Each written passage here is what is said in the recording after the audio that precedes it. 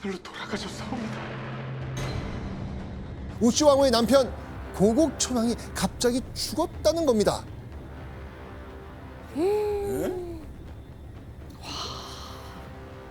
자, 그런데요. 고국 천왕이 사망했다는 사실이 아직 궁에는 알려지지 않은 상황이에요. 왕의 죽음을 알게 된 왕후의 일반적 행동. 왕의 죽음을 모두에게 알리고 바쁘게 장례를 준비해야 맞아요. 되잖아요. 알려야죠. 그죠? 자, 그런데 남편의 죽음을 알게 된 그날 밤 우씨 왕후는 은밀히 궁을 빠져 어디론가 갑니다. 서둘 거야.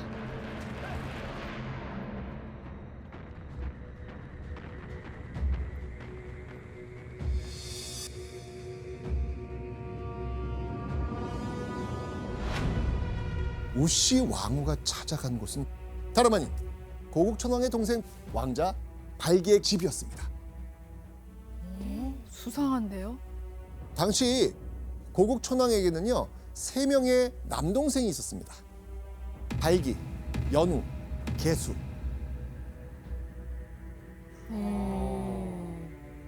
자, 그런데 왕자 발기 입장에서는 아니 이렇게 늦은 밤 형수가 난데없이 지금 집에 들이닥친 상황이잖아요. 왜 왔어요 지금 이 시간에? 왜 오셨어요? 왜요? 이렇게 하겠죠. 고국 천왕의 동생 발기는요 우씨 왕후를 향해 왜 자신을 찾아왔느냐고 물었겠죠. 자, 그러자 왕이 후손이 없으니 그대가 마땅히 이어야 합니다. 사실 고국 천왕과 우씨 왕후 사이 자식이 없었습니다. 그래서 발기는 고국 천왕의 뒤를 이어서 어디에? 왕자리. 왕위에 오를 가능성이 제일 높다. 높았잖아요. 자, 그런데 발기 입장에서는요. 지금 형의 죽음을 안다 모른다. 몰라요. 몰라요.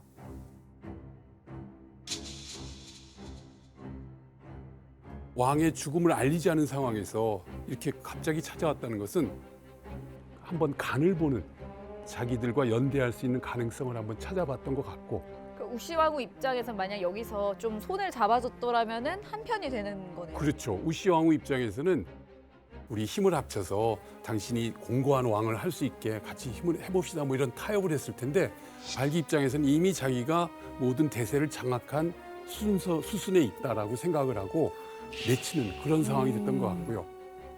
그러면서 결혼한 여인이 심지어 왕후가 이렇게 밤늦게 돌아다닌다는 건 이거 예의 아닙니다. 라고 모욕을 주는 거예요, 지금.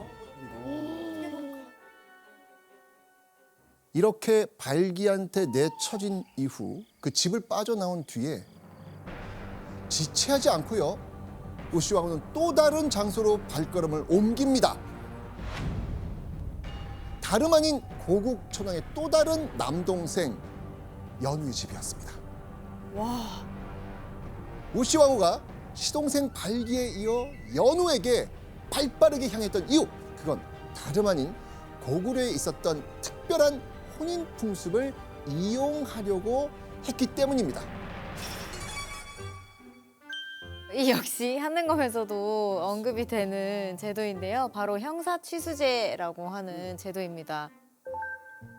형사취수는 형사취수 또는 취수혼이라고 하는데요. 부여, 고구려, 흉노 등 북방 민족의 독특한 혼인 풍습을 말합니다. 말 그대로 진짜 그 동생분이 형수를 취한다라는 그런 그래서 제가 이거 외울 때 형사 취수잖아요. 네. 형수 취수로 외웠거든요. 네. 그러면 까먹을래 까먹을 수가 없어요. 맞아요. 이게 기본에는 안 나오는 거잖아요. 기본에는 안 나와요. 안 나오나요? 기본에는 안 나와요. 진짜 안 나와요. 제가 지금 책을 다 외우고 있거든요. 뭐 그럴 수 있을 것 같아요. 네, 절대 네. 안 나와요. 자, 그런데 교수님, 예, 이 고구려인들이 이 형사 취수혼을 했던 이유가 또 있습니다. 예. 고구려를 비롯한 북방 유목 기마 민족 사회에서는 많은 전쟁이 일어나요. 전쟁에서 어쩔 수 없이 남자들이 죽게 되는데 형이 먼저 나가서 싸우다 죽게 되면 그 형의 자식과 부인은 그 돌봐줄 사람이 아무도 없는 거예요. 그렇죠.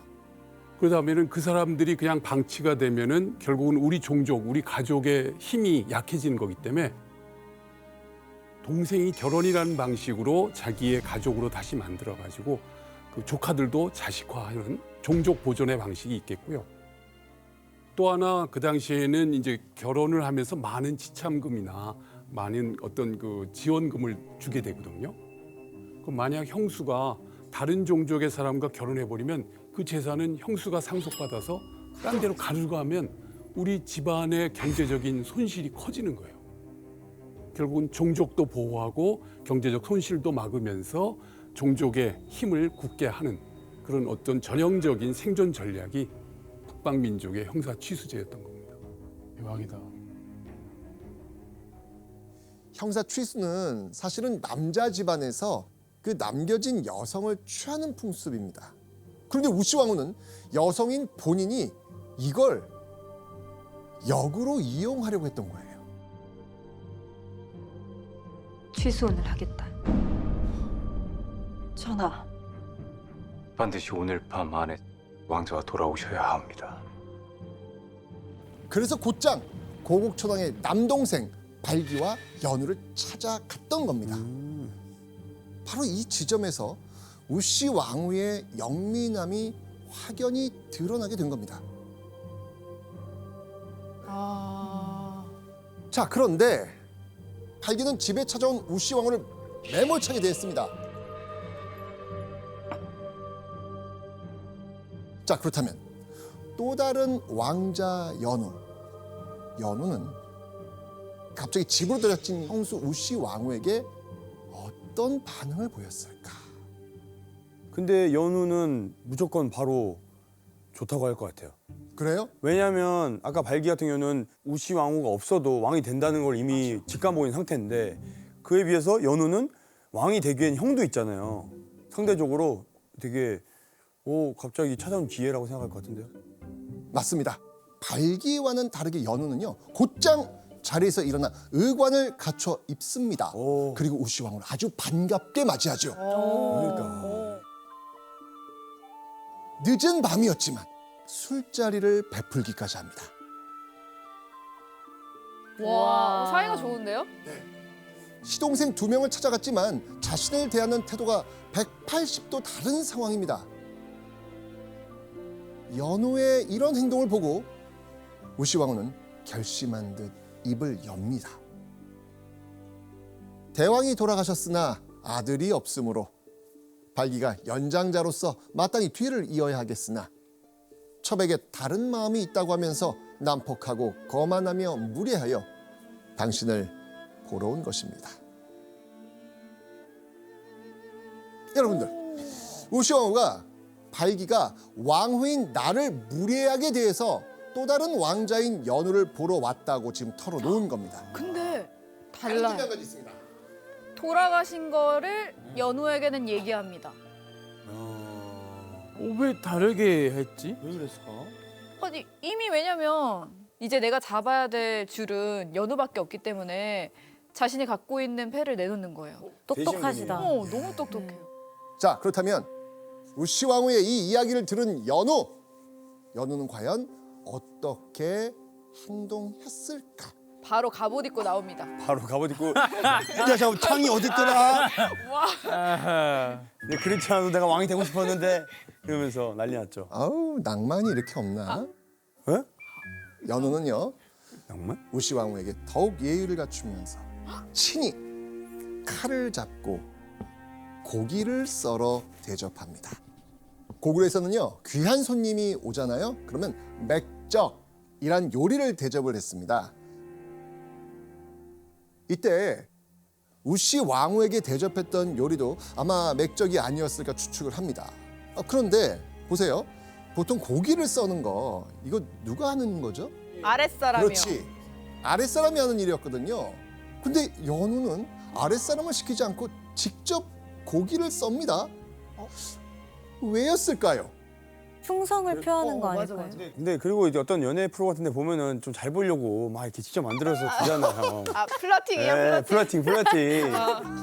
셰프 변신. 예. 아,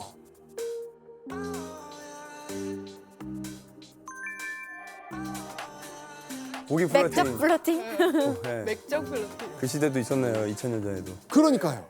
이건 뭘 의미하느냐? 내가 형수를 위해서 이렇게 굳은 일까지 할 수 있습니다. 그러니까 우씨 왕후와 손을 잡겠다는 시그널을 보낸 거죠.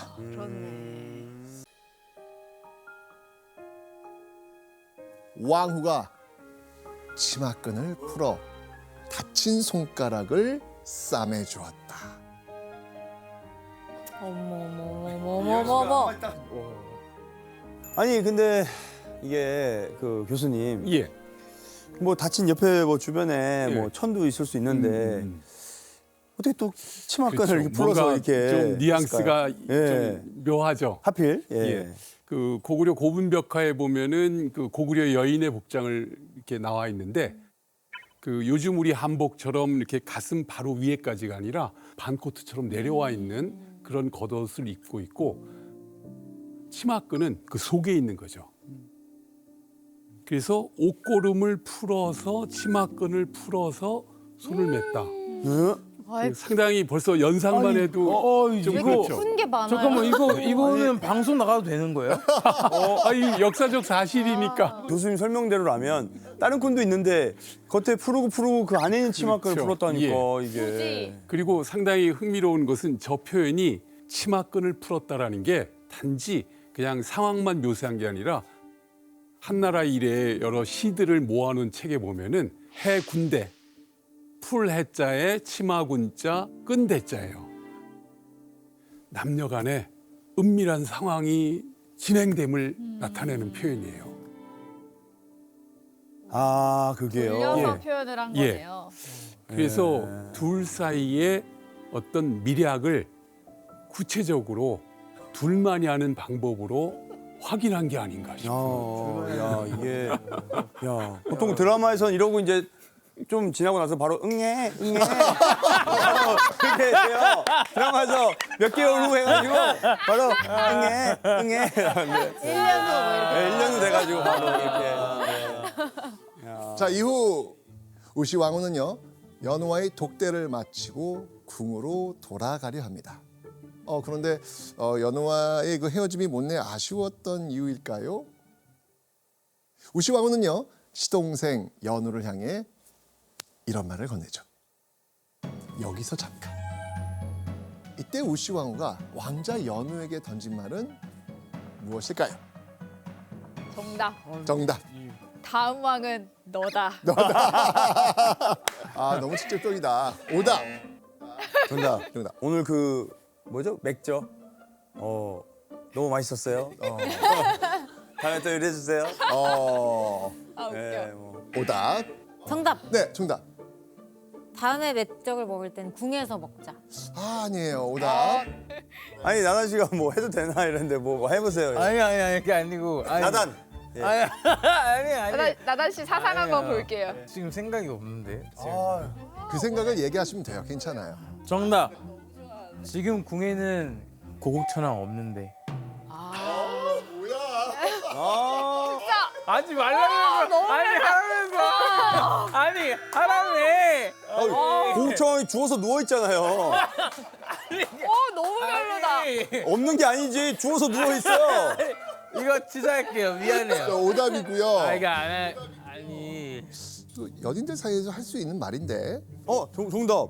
네. 혼자 가는 길이 무서워요. 아 정답. 정답. 그래서 같이 데려다 주세요. 정답. 야 같이 가자. 설레네요 진짜. 근데 이거 약간 되게 드라마 같은데 진짜. 네. 아니, 너무 로맨틱한데. 근데 너무 로맨틱한데요? 이렇게 얘기합니다. 밤이 깊어서 예기치 못한 일이 있을까 염려되니 궁까지 바래다 주실 수 있습니다. 그래도 되나? 왕자 연우는요 혼자 궁으로 돌아가기 무섭다는 우시 왕을 위해 우시 왕과 손을 잡고 함께 궁궐로 향하죠. 근데 교수님, 사실 여기도 그냥 낭만적인 아름다운 러브 스토리만 있는 게 아니잖아요. 그렇죠. 이건 진짜 그 우시 왕후의 신의 한 수입니다.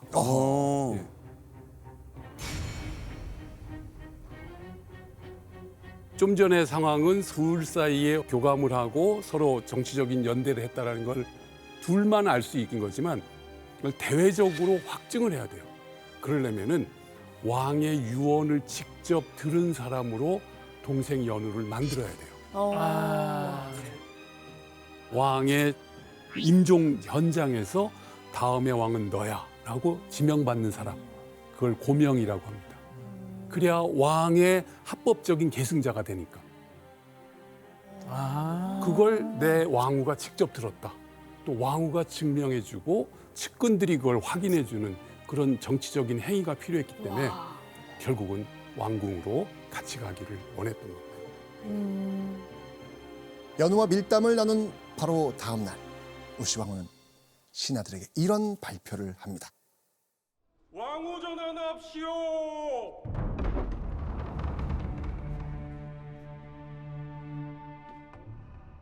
왕후가 선왕의 왕명이라 속이고 여러 신하들에게 명령하여 연우를 세워 왕으로 삼았다. 폐하께서 허하신 것이다. 후계자로 연우를 왕으로 세우셨다. 하룻밤 사이에.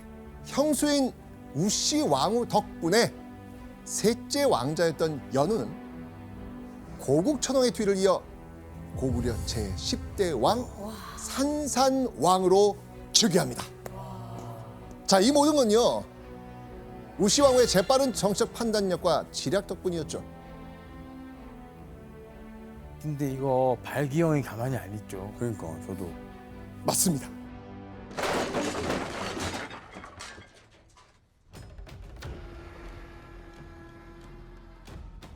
형이 죽으면 아우가 왕위를 잇는 것이 예의다. 네가 차례를 뛰어넘어 왕위를 빼앗는 것은 큰 죄이다. 마땅히 빨리 나오너라. 그렇지 않으면 처자식까지 목 베어 죽일 것이다. 세게 나오네요. 너무 세게 나왔어요. 둘째 왕자 발기가 병력을 이끌고 와 왕궁을 포위한 겁니다. 그리고는 연우의 처와 자식들까지 죽이겠다면서 협박까지 합니다. 아니 우시 왕후 가기 전에 네. 처자식이 있었어요? 그러게요. 연우 연우한테. 있었어요? 있었죠? 예, 이미 있는 상황에서 저 궁금한 거 있어요. 그러면 기존의 연우 처자식분들은 그럼 첩이 되나요? 어떻게 되는 거예요? 상황이 어떻게 전개되는가 보시면 네. 나와요? 내용이 나타납니다. 알겠습니다. 예. 이때 우시 왕후와 연우 어떤 반응을 보였을까요? 세게 당당하게 세게 나가야죠. 우리 왕이었던 고국천왕의 유언이다. 반란으로 또 몰릴 수 있지 않을까요? 사실 발기 이야기가 틀린 이야기가 아니잖아요. 맞아요. 네. 무슨 말이에요? 하지만 정작 궁 안에 있던 신하들 중에도 발기를 지지하는 세력은 거의 없었습니다. 그래, 이러면 이제 큰일 난다니까. 게다가요, 고국 천왕 제위 당시 국상이 된 을파소마저도 발기를 지지하지 않습니다. 아이고, 혹시 그 전에 무슨 죄를 지었나요, 발기님? 그 가능성이 충분히 있어 보여요. 지금 보시는 것처럼 네 가족들 다 죽이겠다. 잔인한 성향인 것 같아요. 예, 맞아요. 앞서 고구려 사회에서는 그 폭정으로 그 왕위를 쫓겨나거나 죽임을 당한 왕들이 많았어요. 그렇기 때문에 고구려인들이 저런 인성이 폭압적이고 이렇게 좀 안 좋은 사람들은 왕이 될 것이 아니다 해가지고 이미 좀 멀리하고 있었던 게 아닌가. 모두가 인정을 안 해준 거지. 그리고 안타깝게도 저 처자식까지 목 베어 죽일 것이라는 것이 현실화됐던 것 같아요. 왜요? 이후 기록에서 연우는 가족이 없어요. 언급이 없고 결국은 발기가 저렇게 잔인한 행동을 했던 것 같아요. 어떻게 보면 가족을 예, 뵌 거잖아요. 예, 그쵸? 제수 씨하고 조카들을 다 네네네. 죽인 거죠. 아이고야 조카인데. 진짜. 3일 동안 궁을 포위하며 농상을 이어가던 발기. 그런데 얼마 뒤 저 멀리서 3만의 군대가 요란한 소리를 내며 국내성으로 들이닥칩니다. 바로 발기가 무려 3만에 달하는 대군을 끌고 온 거예요. 와. 설마. 자, 그런데요. 주지 않는 세력이 없던 발기가 대체 어떻게 이 많은 군대를 모아올 수 있었을까요? 발기는 당시 고구려의 주변국인 한나라 요동태수를 찾아가 도움을 요청한 겁니다. 당시가 후한 시대인데요. 앞서 고국천왕 때도 고구려를 공격해서 엄청난 피해를 줬고 고구려의 가장 강력한 상대 세력이 요동에 있는 공손시 세력이었어요. 발기는 군사를 빌려주면 자기 모국인 고구려를 공격해서 평정시키겠다고 말했죠. 그리고 후한에 투항하겠다고 합니다. 만약 발기가 승리한다면 공손탁 입장에서는 가만히 앉아서 고구려를 손에 넣을 수 있게 되는 겁니다. 발기와 연우의 한판 승부. 과연 그 결과는 어떻게 될까요?